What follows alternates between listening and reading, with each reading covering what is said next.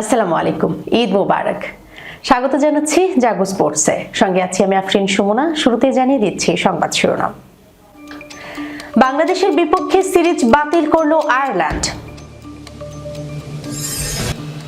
ম্যাথুসকে time out দেয়া সেই umpire অবসরে যাচ্ছেন।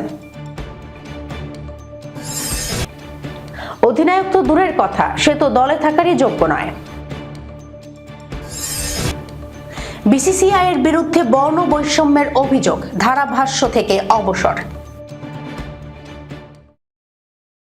দর্শক, শিরোনাম শুনছিলেন, এবার জানিয়ে দিচ্ছি বিস্তারিত। 3 ওয়ানডে এবং 3 টি-20 ম্যাচের সিরিজ খেলতে চলতি বছরের জুলাই আগস্টে আয়ারল্যান্ড সফর করার কথা ছিল বাংলাদেশ দলের। তবে লজিস্টিক ও আর্থিক সীমাবদ্ধতার সমস্যার কারণে সেই সিরিজটি বাতিল করেছে ক্রিকেট আয়ারল্যান্ড। এমনই এক প্রতিবেদন করে বিষয়টি জানিয়েছে ESPN ক্রিকইনফো। যদিও বিসিবিকে এখনো পর্যন্ত আনুষ্ঠানিকভাবে কিছুই জানায়নি আইরিশ বোর্ড। তবে এক কর্মকর্তা জানালেন, এই সিরিজ আয়োজন নিয়ে আগে থেকেই একটা যদি কিন্তু ছিল।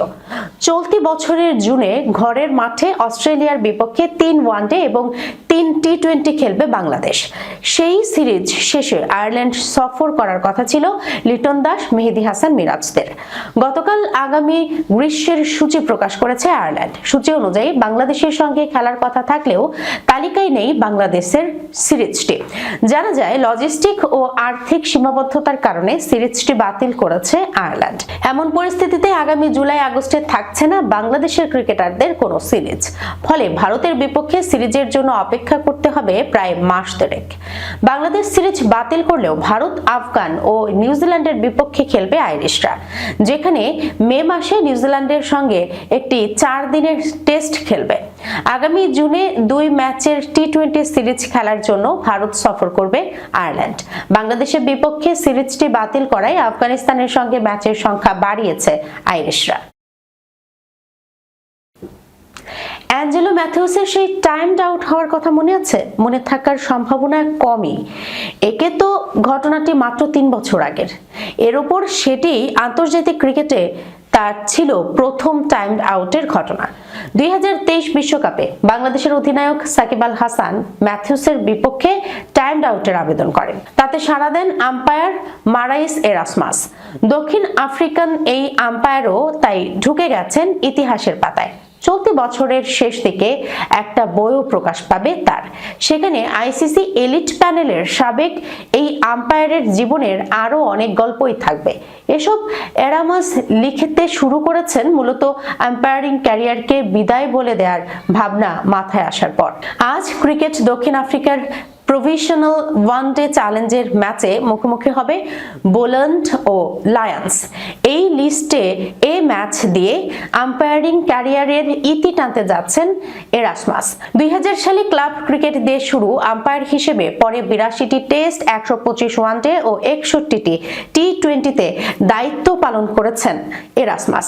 গত মাসেই 62 বছরে পা দেওয়া এই আম্পায়ার অবসর নিয়ে ক্রিকেট ভিত্তিক ওয়েবসাইট ক্রিকবাজকে বলেছেন, আমাদের ভ্রমণের পরিকল্পনা তৈরি হয়ে গেছে এরই মধ্যে। মে মাসে ক্রুগার ন্যাশনাল পার্ক আর জুনে ইতালি যাচ্ছি। নতুন বছরে আমি কিছু টেস্ট ম্যাচও দেখব। টি-20 বিশ্বকাপে পাকিস্তানের ভরাডুবির পর দেশটির ক্রিকেট মহলে বইছে পরিবর্তনের হাওয়া। বর্তমান অধিনায়ক সালমান আলী আগার নেতৃত্ব এবং পারফরমেন্স নিয়ে তীব্র সমালোচনার মুখে পাকিস্তানের ক্রিকেটে নেতৃত্বের রদবদল এখন সময়ের দাবি হয়ে দাঁড়িয়েছে। গুঞ্জন উঠেছে নেতৃত্বের বাটন আবারও তুলে দেয়া হতে পারে শাহিন শাহ আফ্রিদির হাতে। তবে এমন খবর চাউর হতেই ক্ষোভে ফেটে পড়েছেন দেশটির সাবেক উইকেট রক্ষক ব্যাটার রাশিদ লতিফ। তার সাফ কথা, আফ্রিদি অধিনায়ক হওয়া তো দূরের কথা, বর্তমান ফর্ম অনুযায়ী দলেই থাকার যোগ্য নন। উল্লেখ্য, 2024 সালের শুরুতে আফ্রিদিকে টি-20 অধিনায়ক করা হলেও নিউজিল্যান্ড সিরিজের পরই সেই দায়িত্ব কেড়ে নেওয়া হয়। বর্তমানে তিনি ওয়ানডে দলের নেতৃত্বে থাকলেও সেখানেও সময়টা ভালো যাচ্ছে না তার। সম্প্রতি বাংলাদেশের কাছে সিরিজ হেরে ব্যাপক সমালোচনার মুখে পড়েছেন তিনি। এবারে টি-20 বিশ্বকাপেও ছিলেন নিজের ছায়া হয়ে। নেদারল্যান্ডস ও যুক্তরাষ্ট্রের মতো দলের বিপক্ষে যেমন রান বিলিয়েছেন, তেমনি ভারতের বিপক্ষে মাত্র 2 ওভারে 31 রান দিয়ে একাদশ থেকে বাদও পড়েছিলেন। পরবর্তীতে দলে ফিরে উইকেট পেলেও তার বোলিংয়ের সেই চেনা ধার ও নিয়ন্ত্রণ দেখা যায়নি। আফ্রিদিকে নিয়ে চলমান এই ডামাডোল মানতে পারছে না রাশিদ লতিফ। সাবেক এই ক্রিকেটারের মতে আফ্রিদির সময় ফুরিয়ে এসেছে। কড়া সমালোচনা করে তিনি বলেন, বিশ্বকাপে দলের ব্যর্থতার পর এখন লোকে বলছে শাহিনকে টি-20 অধিনায়ক করা হোক। আরে অধিনায়ক তো দূরের কথা, সে তো দলেই থাকার যোগ্য না, তার দলে থাকাই উচিত নয়। লতিফ আরো মনে করেন, দল নির্বাচন ও অধিনায়কত্বের ক্ষেত্রে পারফরমেন্সকে প্রাধান্য দেওয়া উচিত, অতীত সাফল্যকে নয়। তিনি বলেন, হ্যাঁ, একটা সময় ছিল যখন তাকে অধিনায়ক করা যেত, এখন তো দলে জায়গায় প্রাপ্য নয় তার। অনেকেই এখন প্রচারণা চালাচ্ছে তাকে ওয়ানডের বদলে টি-20 অধিনায়ক করা হোক, কিন্তু আমি টি-20 দলে তার জায়গায় দেখি না, তার সময় শেষ। ভারতীয় ক্রিকেট কন্ট্রোল বোর্ডের বিরুদ্ধে বর্ণ বৈষম্যের অভিযোগ এনে ধারাভাষ্য থেকে অবসরের ঘোষণা দিয়েছেন শিবরাম কৃষ্ণান। শুক্রবার সামাজিক যোগাযোগ মাধ্যম এক্সে এক পোস্টে অবসরের কথা জানান তিনি। এই পোস্ট শিবরাম কৃষ্ণান লিখেছেন, 23 বছর ধরে আমাকে টস বা প্রেজেন্টেশনের সুযোগ দেয়া হয়নি। এমনকি রবি শাস্ত্রী যখন কোচ ছিলেন তখনও নতুনরা এসে পিচ রিপোর্ট বা প্রেজেন্টেশন করেছে। এর পেছনে কারণ কি হতে পারে বলে আপনাদের মনে হয়? পরবর্তীতে একজন ভক্তের প্রশ্নের জবাবে তিনি সরাসরি বর্ণ বৈষম্যকে এর কারণ হিসেবে ইঙ্গিত করেন। তার এই বিস্ফোরক মন্তব্য ইন্টারনেটে ব্যাপক বিতর্কের জন্ম দিয়েছে।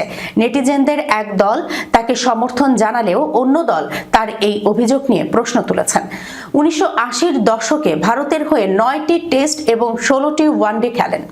1984 সালে ইংল্যান্ডের বিপক্ষে 12 উইকেট নিয়ে নজর কেড়েছিলেন তিনি। 1985 সালে অস্ট্রেলিয়ার মাটিতে বেনসন অ্যান্ড হেজেস বিশ্ব চ্যাম্পিয়নশিপে ভারতের শিরোপা জয়ে গুরুত্বপূর্ণ ভূমিকা রাখেন তিনি। দর্শক, এই ছিল এখনকার মতো জাগো স্পোর্টসে। যাবার আগে সংবাদ শিরোনামগুলো জানাচ্ছি আরো একবার। বাংলাদেশের বিপক্ষে সিরিজ বাতিল করলো আয়ারল্যান্ড।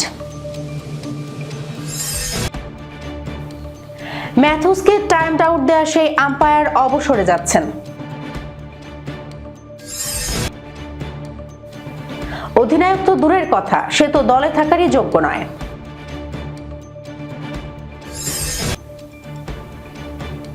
বিসিসিআই এর বিরুদ্ধে বর্ণ বৈষম্যের অভিযোগ, ধারাভাষ্য থেকে অবসর।